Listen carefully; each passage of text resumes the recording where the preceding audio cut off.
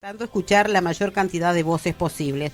Nosotros conocemos algunas personas que a veces hasta parecen personajes por su forma así estereotipada que tienen, como es el señor Esper o el señor Milei, que uno los conoce porque, bueno, tienen una impronta determinada, pero si uno los escucha tienen muchas verdades para decir y a algunos les encantan y a otros no tanto, los ven como algo raro. Pero ¿qué pasa en nuestra zona, en nuestra provincia? Bueno, el Partido Libertario también tiene su gente y hoy vamos a escuchar y vamos a darle la bienvenida a Claudio Casola y a Simón Puentes. Muy buenos días, chicos, ¿cómo les va? Bienvenidos a la radio. Acá Lucas, Belén y Marcela los vamos a saludar. ¿Cómo andan? Buen día, Marcela. Buen día, Belén. Buen día, Marcela. Buen día, Belén. Bueno, Claudio, ¿vos de dónde sos? Que ayer creo que hablábamos que me decías que eras de... Soy de Salta Capital. Salta Capital. ¿Y qué haces en Neuquén? Y 2003 me vine para acá, después de la crisis del 2001, que costaba mucho reactivarse la zona del norte. Tenía familiares acá en Neuquén y bueno, me propusieron venir a buscar trabajo acá y apenas llegué conseguí trabajo. Bueno, que eso es lo que tiene la provincia de Neuquén, que eso es lo que tiene y que hay que cuidar. Simón, vos sos neuquino, sos adoptado, neuquino por adopción. Como dicen acá, venido y criado, ¿no, Vic? Claro. Venido y criado. Venido y criado. Nacido en provincia de Buenos Aires, pero Sí. me vine de muy chiquito, 4 años. Claro. Desde Nosotros somos NIC, nacidas y criadas. Nacidas Viste y que criadas, también nos sí. ponen ese mote, Sí, sí. nacidos y criados. Creo que Lucas, vos naciste acá en Neuquén también, ¿no? No, yo ¿Dónde? nací en ¿En La Buenos Plata? Aires también, ¿Dónde? en Bahía Blanca. Bahía Blanca. Ah, claro, la tía es de Bahía Blanca también. Claro, toda mi Ah, familia es de Bahía Blanca. Ah, qué lindo. Solo yo estoy acá. ¿No? Provinciano. Claro, sí. provinciano, Bueno, Belén no, Belén es acá como yo. Yo nací acá en la Populosa Lanina, unas cuadras de acá, y Belén en Villa Obrera, que bueno, para algunos es Villa Obrera, para ella. Para otros es los vecinos que vivimos en la costa del río. Porque, viste, depende de la circunstancia y de quien lo diga. Bueno, chicos, ¿por qué? Arranquemos por un tema que creo que todos necesitamos saber. ¿Qué es el Partido Libertario? ¿Por qué Partido Libertario? ¿Qué es? ¿Cómo identificaríamos si yo pertenezco al Partido Libertario? Pero ¿y vos qué sos? Por ejemplo, le preguntamos a Claudio que nos diga, ¿qué es el Partido Libertario? ¿Quiénes son los libertarios? ¿Cómo suena? Pomposo igual, ¿eh? Ok, bueno, mira, una breve reseña. La Argentina hace más de 100 años atrás estuvo liberalismo puro de la mano de Juan Bautista Alberdi. Él es el padre del liberalismo en Argentina, que armó la Constitución en 1853 y fue implementada 10 años después. Y del 63 hasta 1910, Argentina fue uno de los países más ricos del mundo, con el PIB per cápita más alto, que se peleaba codo a codo con Estados Unidos. De ahí viene la migración europea, que en esa época tiraban moneda, ¿viste? Voy al norte o al sur. Todas las ideas que trajo Alberdi se implementó en los 35, 40 años, hizo un país próspero, donde prácticamente había erradicado la pobreza, la analfabetización, donde fue uno de los primeros países en el continente de tener toda la parte ferroviaria a nivel país. Y después del 16 en adelante, bueno, comienza un poco la debacle, lo que diríamos nosotros. En la época del 46 nacen Rothbard, que es un anarcocapitalista, y ahí se crea lo que es la parte del libertario, que se dividen en dos facciones. Nace del liberalismo, lo que es el libertario, si bien compartimos muchas cosas en común, pero más el libertario es como una lucha en contra del Estado. Y de ahí lo que se divide son los minarquistas, que son el modelo que proponen que el Estado debe únicamente regular seguridad y justicia, y los anarcocapitalistas que creen que el mercado debe regularlo todo. Ustedes... Obviamente esto es algo utópico y Sí, filosófico, sí. porque no se ha implementado en el mundo. Si bien el libertario está en contra del Estado, porque creen que la evidencia empírica lo ha demostrado, que el Estado ha sido a beneficio de unos pocos, perjudicando a muchos. Entonces nosotros hoy, a pesar que somos partidos libertarios, porque nos gustó las ideas y todo, hoy más tratamos en un terreno más amigable, que sería liberal clásico. Porque por ahí a la gente Pero lo que pasa es que cuando uno escucha que tal vez el estudio no te ha llevado o el investigar no te ha llevado mucho a hablar de historia y de la política y de nuestros políticos también, cuando vos decís que son un grupo que está en contra del Estado, uno lo escucha así como medio anarquista. ¿Qué le pasa? Entonces suena, claro, pero porque suena así, decir, ¿y esto qué les pasa? Entonces también es bueno por eso saber de dónde salen y que también, como vos bien decías, son ideas que no se pueden llevar todas a la de un día práctica, para otro, no, porque tiene un proceso pero muy importante. Por ejemplo, Simón, esta idea de no creer en un Estado o que el Estado no se enriquezca a costa de un pueblo, ¿eso es más o menos lo que vendría a ser? A ver, como todo partido político, ¿no? Y todo espacio político, uno tiene que... hay obviamente ideas, digamos, principios y ejes rectores. El liberalismo, diría Venegas Lynch, tiene 3 cosas que son para nosotros valores que no se pueden mover: el derecho a la propiedad privada, el derecho a la vida y el respeto irrestricto del proyecto ajeno de un tercero, ¿no?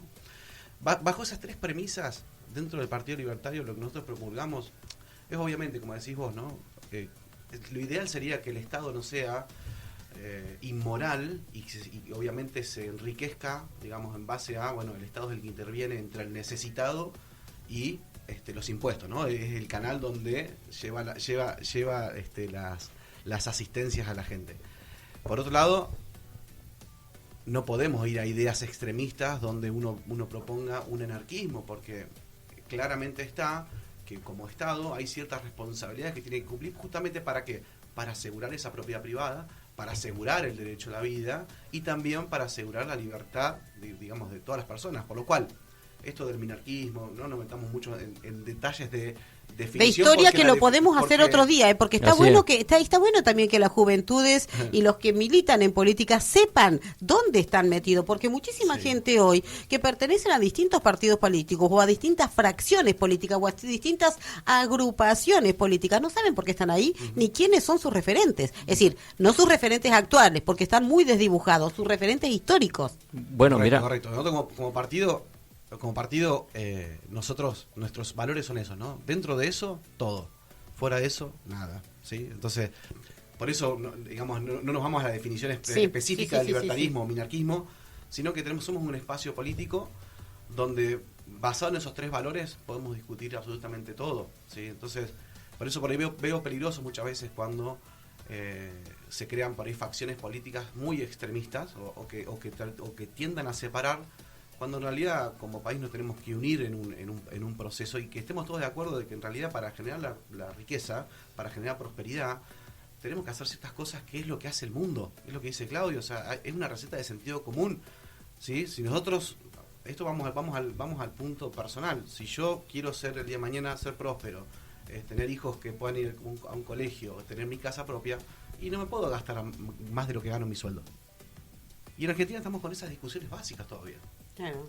Entonces, como decía, bajo esos 3 valores, todo lo que podemos discutir está dentro del espacio libertario y es un espacio obviamente abierto a todo este tipo de discusiones y debates también, de discusiones y debates. Una de las cosas que decía Alberti, que si uno pretende que el Estado sea el proveedor de tu felicidad, estás muy equivocado, porque va en contra de los propios intereses del Estado. Pero bueno, son discusiones que es linda intentar darlas y que se arme un debate y que tenga que ver con la historia y la política. Por ejemplo, vos, Lucas, vos sos muy joven, Lucas, recién estás ingresando a la universidad, recién apenas con 20 años, y ¿vos te involucrás en política? Involucrarse así activamente a participar sobre discusiones y cosas así, ¿no?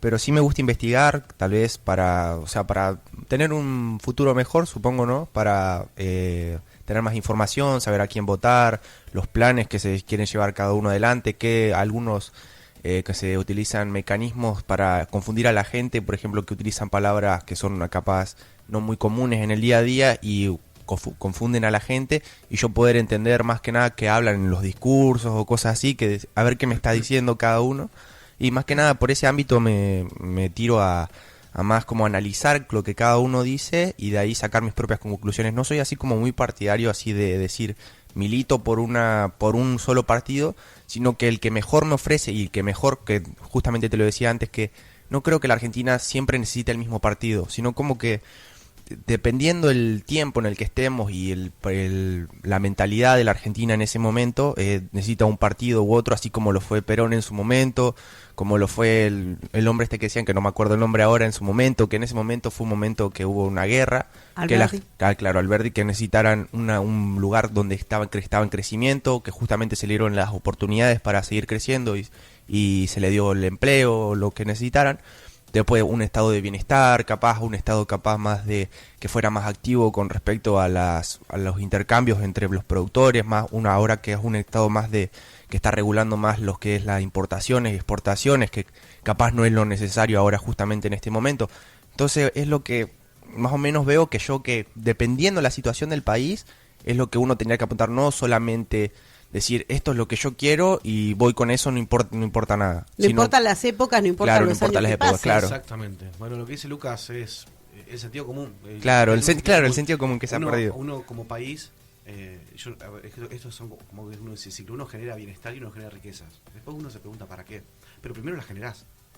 Claro, tenés que generarlas, no podés pensar al revés. Sí. Y yo creo que la democracia es el escenario ideal para discutir después como pueblo y con toda la representación que esté en el Congreso, que se decida hacia dónde apuntar esas riquezas o las arcas del Estado. Pero estamos hoy en una histeria, porque esto es una histeria lo que estamos viviendo. Esto es, no me importa generar riqueza, no, digamos, pienso generar riqueza controlando precios. Es una locura lo que estamos viviendo como país, que sabemos cómo termina, y termina muy mal. Por eso te comentaba antes de empezar la nota, que yo veo muy vertiginoso el ambiente político. Analizando las últimas elecciones vemos una polarización muy grande entre las fuerzas, o sea, todo lo que estaba en el centro se termina por realmente separar, y que eso es lo que quizá debería pasar. Tiene que haber más representación de ideas del centro, de ideas de los extremos, para que justamente ocurra lo que tiene que ocurrir en democracia, y no esto que estamos viendo hoy, ¿no?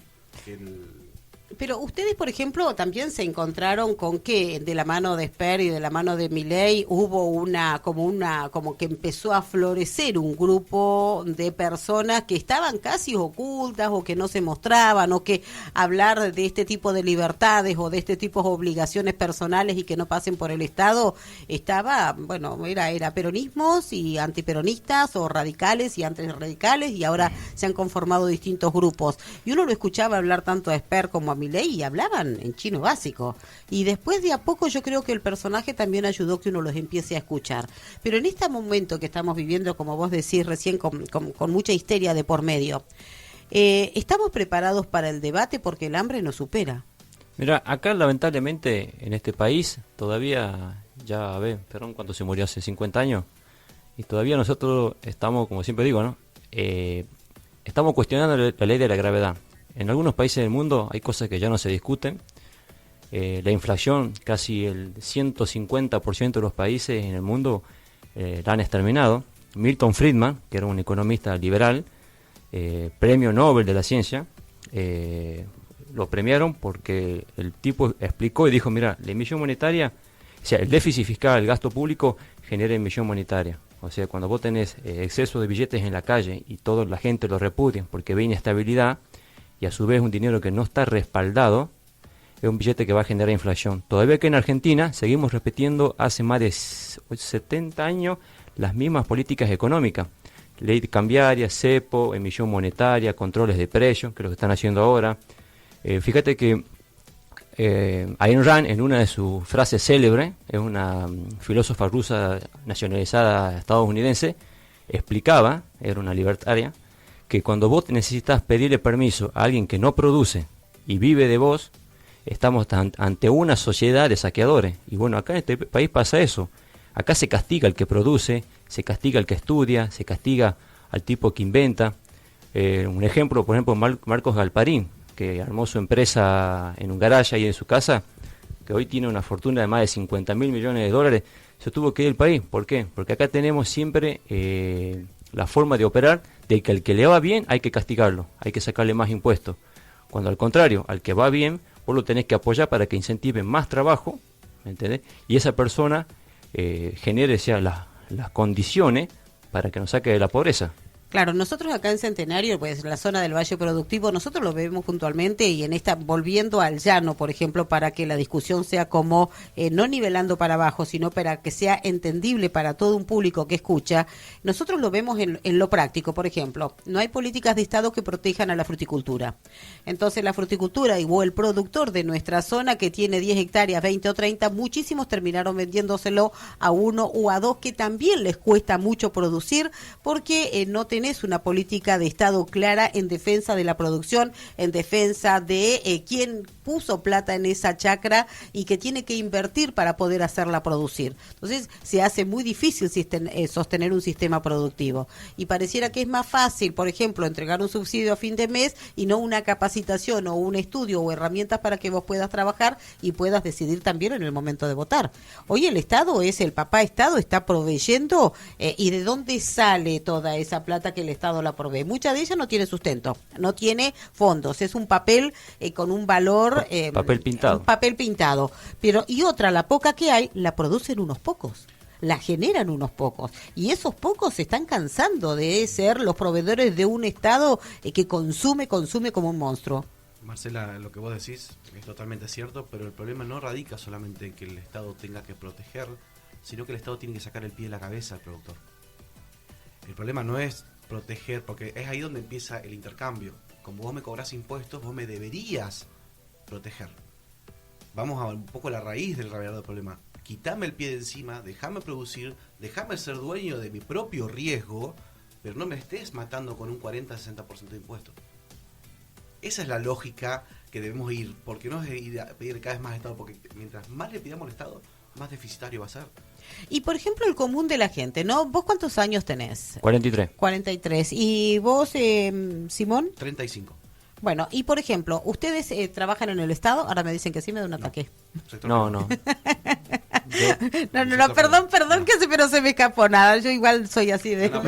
Hay muchos libertarios en el sector público que trabajan, también, claro, que hay también tienen el sector público. privado y el sector público, que no tiene que ser un cuco trabajar en el Estado, pero hay una cosa que mi papá decía, que yo les comentaba a ustedes que a nosotros nos gusta mucho la política. Mi papá decía, no es lo mismo ir al trabajo que ir a trabajar. Hay mucha gente que está en el Estado que va al trabajo y muy pocas son las que va a trabajar. En muchos sectores pasa eso, en muchos. Pero ¿por qué, por ejemplo, el común de la gente, un Lucas, por ejemplo, que está estudiando en la universidad, que trabaja acá, que ayuda a sus padres en un emprendimiento familiar, en Belén, que trabaja acá, que tiene otro trabajo, que le gusta la política, que milita en política? ¿Por qué tendríamos que intentar involucrarnos si la verdad que no tengo ni siquiera internet para estudiar? Si la verdad que cada vez que quiero un bono para ir a la universidad no me alcanza. Si la verdad que si no tengo el subsidio del Estado, mi vieja no puede comer, o no puedo ni siquiera ir al hospital. ¿Por qué me tendría que ocupar y preocupar de saber qué es un libertario y por qué me convendría votarlo? Mira, nosotros somos férreos defensores, como te dijo Simón, de la vida, libertad y propiedad privada. A lo largo de los años los políticos siempre han ido en contra de la propiedad privada y de la libertad. Hasta hace poco se vivió en pandemia, se fundieron miles de empresas, negocios, pymes. Mucha gente, esta cuarentena cavernícola que estuvo, prácticamente enfermó de la cabeza a las personas, hubo la mayor cantidad de separación, divorcio, estrés, etcétera. Nosotros creemos, hoy como liberales clásicos, que es lo que más o menos explica Esper, bueno, Milei, fíjate que él, de ser libertario, dijo, bueno, vamos a hacer algo más terrenal, vayamos en base al liberalismo clásico de Alberti y de Adam Smith. Nosotros creemos que el Estado tiene que... Nosotros tenemos que tratar de sacarle al Estado el peso que nos provoca a través de los impuestos, del gasto público. Entonces, nosotros como partido político, o sea, somos pro mercado, o sea, estamos a favor de los empresarios, que son los que generan riqueza, porque de por sí el empresario es un benefactor social. Si no habría empresario, hoy por hoy, o sea, todos dependeríamos del Estado. Si bien hace 200 años atrás, el 80% del mundo era pobre y lo que sacó de la pobreza fue el capitalismo, que hoy muchos se quejan o no, pero el capitalismo siempre ha generado trabajo y los países más capitales son los países más ricos. Nosotros amamos la libertad, amamos la vida y sobre todo creemos que la justicia tiene que ser independiente, donde los cargos políticos tienen que durar 8 años y no volver nunca más al Estado, los políticos, donde la carrera de los políticos tiene que ser ascendente, pero con un tiempo. Estamos en contra de los sindicatos, que hoy por hoy vos ves los sindicatos llevan 40, 50 años en el poder, como Moyano, Heller. No el sindicato, me parece a mí, el de la dirigencia sindical. La dirigencia sindical. Porque, a ver, ¿tiene que haber un sindicato que proteja el Claro. trabajador? Sí. Sí. Pero hoy por hoy la mayoría de los sindicatos son empresarios. Claro. Sí, Como hacen y disculpe mucha gente que no consigue trabajo, porque realmente lo busca, pero tenemos otro grupo de gente que de la desocupación ha hecho una forma de vida. Bueno, mira, fíjate que hay 6 millones de personas fuera del sistema trabajando en negro, que no tienen obra social, que no tienen seguro, que no tienen aguinaldo, que no tienen vacaciones. Entonces, de por sí, el sistema se ha encargado en estos últimos años de esa gente cada vez acrecentar el número de pobres y desocupados. Y vos decís, bueno, che, pero ¿quién maneja el país este? Y este país lo manejan 3 patas importantes. Los malos empresarios, los empresarios prebendarios, amigos del poder, los sindigarcas, como le decimos nosotros, que son gente que llevan 40, 50 años, porque tiene que haber un sindicato que proteja al trabajador, y el que legalmente le da pie y autoriza todo esto son los políticos. Porque si hay monopolio es por culpa de los políticos, si hay malos sindicatos es por culpa de los políticos, si el legislativo y el ejecutivo son los que terminan sancionando las leyes en contra del trabajador, del que estudia, del que prospera y a favor de unos pocos. Quería consultarle, buen día, primero saludarlos al aire y consultarle hace cuánto que están en esta conformación del Partido Libertario dentro de la provincia de Neuquén y cuánta gente se ha acercado aproximadamente, un número. Sí, nosotros ya llevamos entre 2 y 3 años más o menos de que nos empezamos a juntar. Sé que había incluso gente antes que estaba trabajando ya para conformar el partido en la provincia. Nosotros actualmente hoy contamos con una base de datos de cerca de 400 personas que están listas para adherirse y afiliarse. Nosotros necesitamos el número de 2048, corregime con 2040. 2100, redondeando. 2100 fichas redondeando para poder conformar el partido de distrito. De todas maneras, a nivel de interacciones, somos más de 10.000 personas cerca de Neuquén que se han acercado a través de redes sociales, a través de Facebook, a través de mail, que están interesadas en participar o interesadas en afiliarse, adherirse o participar dentro del espacio político. También hemos recibido también acercamiento de fuerzas políticas diciendo, che, ese espacio nos interesa para poder participar, porque realmente es un espacio donde probablemente el liberal que estaba en otros partidos como el PRO o liberales que había incluso, a ver, no digo que haya liberales incluso en el quiroguismo, había liberales en el MPN, siempre existió, digamos, dentro del espacio político, porque si no, no se podría conformar como un espacio amplio de política, ¿no? Pero ven que ya está muy contaminado o que fuerzas dentro de sus partidos han terminado predominando, un poco lo que pasa a nivel nacional. A nivel nacional lo que nos está pasando es que la cámpora ha tomado lugares de poder donde antes había quizás unas fuerzas que neutralizaban eso, ¿no? Entonces termina, digamos, contaminándose las fuerzas políticas justamente por la falta de democracia dentro de su espacio político.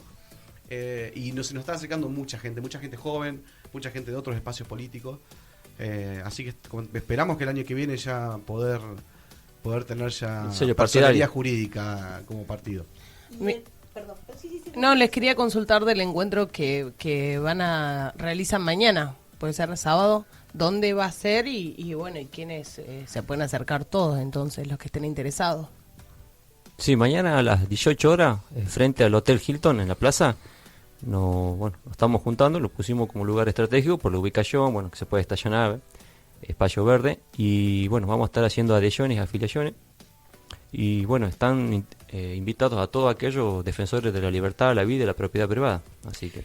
¿Cómo le fue, por ejemplo, al espacio político en las últimas elecciones? ¿Hubo concurrencia a nivel nacional más que importante que no lo tenían, no se lo imaginaban o no pensaban o sí que podía llegar a tener esta cantidad de adherentes de votos en las últimas pasos? Bueno, hoy tenemos 2 referentes a nivel nacional, quizá del liberalismo, que son Espert y Milei, ¿no? Creo que fueron 2 elecciones bastante diferentes, en territorios muy diferentes. Lo de Milei en cierta manera lo esperábamos, pero bueno, ustedes saben que Milei es muy milardista y dice, yo hasta último momento no voy a tener un número de lo que vamos a sacar, pero más o menos las encuestas rondaban esa muy buena elección que hizo Capital Federal.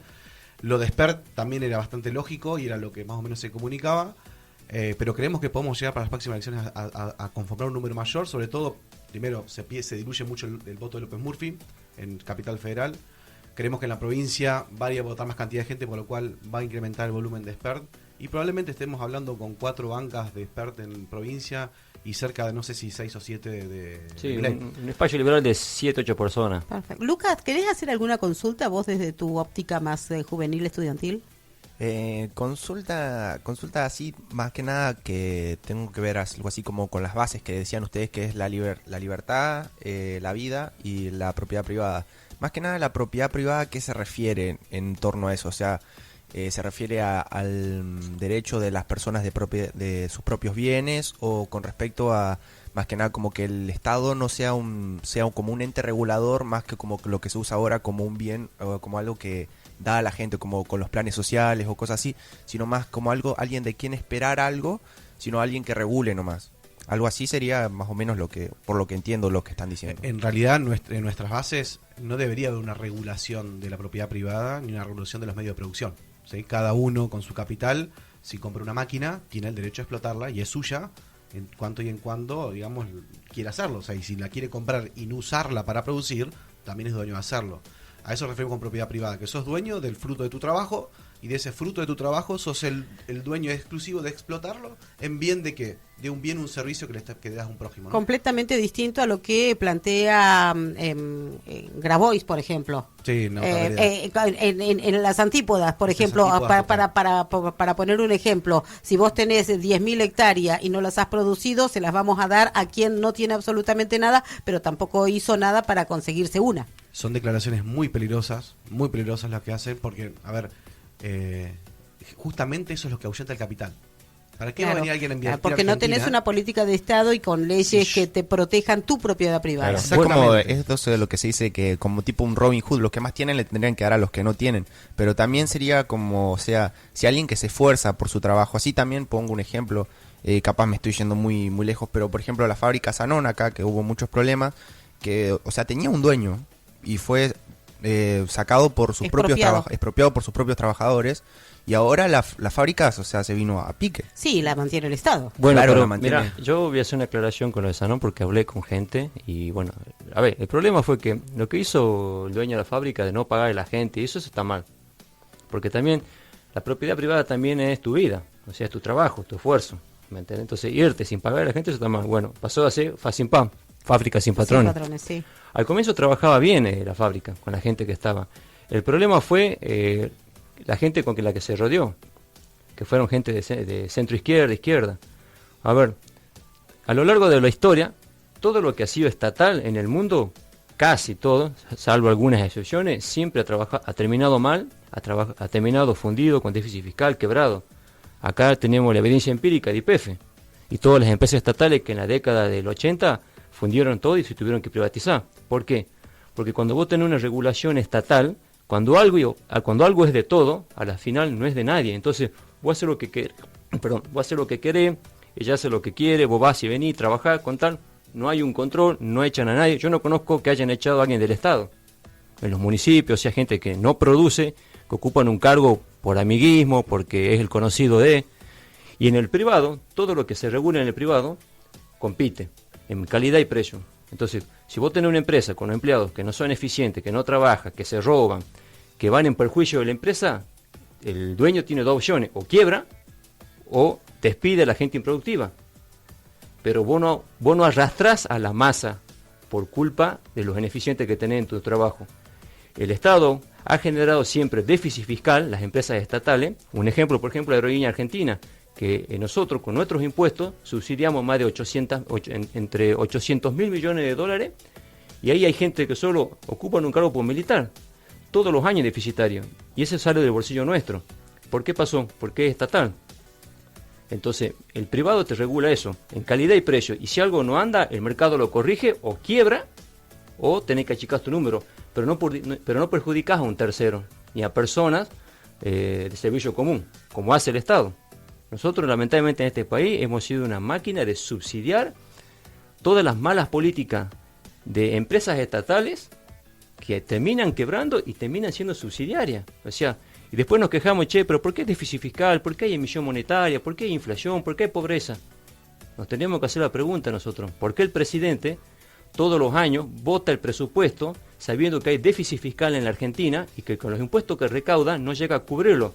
Y el Congreso, junto en diputados y senadores, le aprueban un presupuesto deficitario. ¿Y cómo lo solucionan? Con la emisión monetaria, o pidiendo deuda afuera, como hizo Mauricio Macri, o nos revientan impuestos. Tenemos más de 180 impuestos en este país.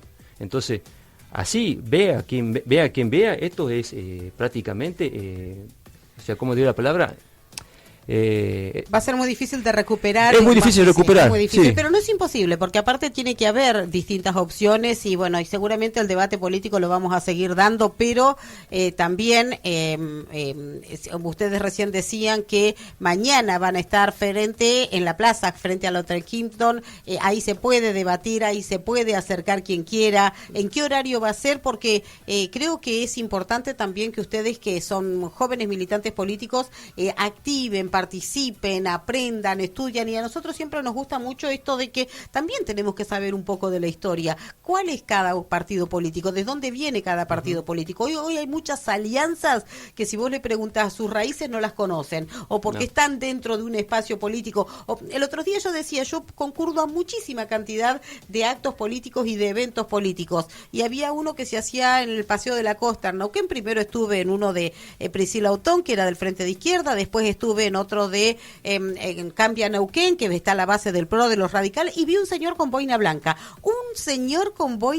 de los históricos boina blanca que eran los radicales. Entonces, como que se va desdibujando la historia de cada partido político, y cuando ingresan a un partido político, no aprenden de historia, y me parece que tenemos que volver a las raíces y aprender de historia. Después elegís a la izquierda, a la derecha, de centro izquierda, de centro derecha, lo que fuera, pero tenés que averiguar, tenés que participar, tenés que estar. Esta es una buena opción. Mañana, 18 horas, frente al Hotel Hilton en Neuquén, en la plaza del Hotel Hilton, ahí van a estar ustedes. Correcto. Va a haber el grupo de gente que los acompaña, y seguramente nosotros en el piso de la radio lo vamos a seguir recibiendo para que nos cuenten qué son los libertarios, por qué se están juntando y que están intentando llegar a un número de afiliados que les permite participar también en la provincia. Marcela, los invitamos, a todo el que quiera participar, como decías vos, sábado 18 horas, al frente del Hotel Hilton. Sinceramente, más allá de, como decías vos, la historia es importante, muy importante, porque tenemos que saber dónde salimos.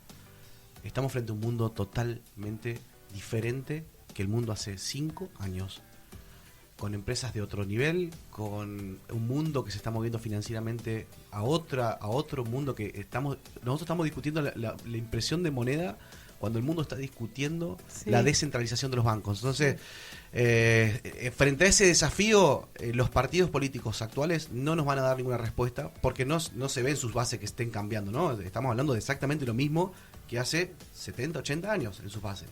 Lo que estamos proponiendo a la gente es: vengan, construyamos un espacio nuevo donde nos podamos insertar en el mundo de una manera eficiente, donde nos podamos insertar en el mundo de una manera que como argentinos nos pueda llevar a un buen puerto, y que creo que ese es el desafío, más que entrar a pelear sobre el socialismo, sobre lo que pasó en Alemania, sobre lo que pasó... A ver, los dos modelos, cuando no se entendieron bien y cuando generó rupturas en el mundo, generaron desastres.